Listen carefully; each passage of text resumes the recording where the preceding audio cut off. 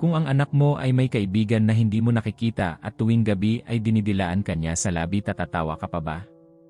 Mahina, biglang hinto ng tunog ng hangin, si Doris, isang Pinay sa Japan, ay unang natuwa sa imaginary friend ni Naoki, ang kanyang 3 taong gulang na anak. Si Haruto daw ang pangalan ng kaibigan, bata. Hindi. Parang aso na dinidilaan si Naoki tuwing gabi. Sa umpisa, biro lang, hanggang sa magsimulang maramdaman ni Doris ang malamig na paghinga sa tabi ng kanyang tenga sa gabi.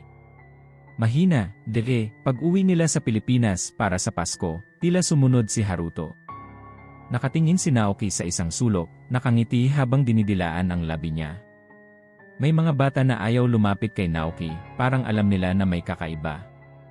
Nang magpatawas, lumabas ang totoo, isang espiritu, sira ang dila, gutom sa kaluluwa ng bata.